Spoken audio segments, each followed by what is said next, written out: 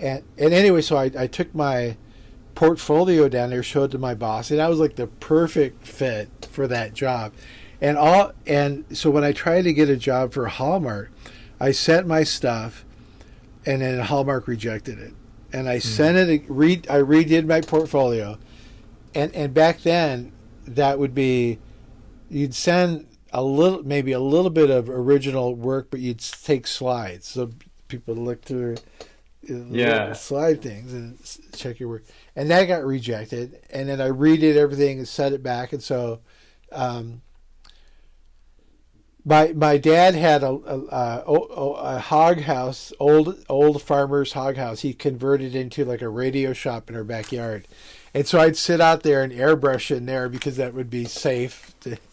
And I'm like working in this like old hog house thing and redoing all my artwork, and then Hallmark rejected it. I felt disappointed, and then I finally got an interview at Hallmark. And had lunch with two of the artists, and they're telling me how great it was there to work there. And I got a tour of the lettering department, and the artists would post all their work on their cubicle walls, and just like beautiful stuff, you know. And I thought, oh man, this is like heaven. And then I still got rejected. Ah. And then I was back in the design center, and in the 181, the gallery room. The recruiter from Hallmark came up, the same guy that I had an interview with in Kansas City.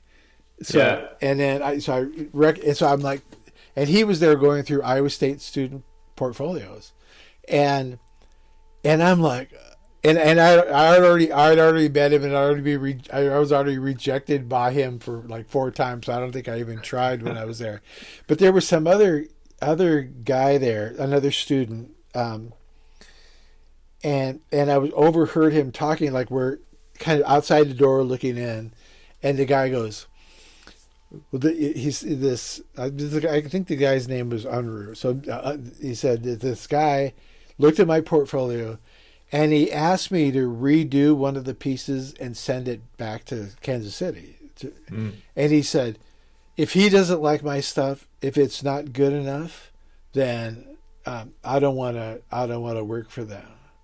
He said it really arrogantly. Yeah. And I'm thinking like, you fool, redo it, you know. Yeah. And years later, when I started hiring people, and I look back on that, I think maybe what was going through the mind of the recruiter is that the recruiter may have detected this guy was kind of arrogant. Yeah. And in any kind of commercial work, you have to be able to redo your work. And so if you hear, like, if you ever watch Art and Copy, that documentary about advertising, the guy that did the Nike stuff, he talks about running an advertising agency, and at the advertising agency they have like fun things to do, like like relaxing spaces or whatever.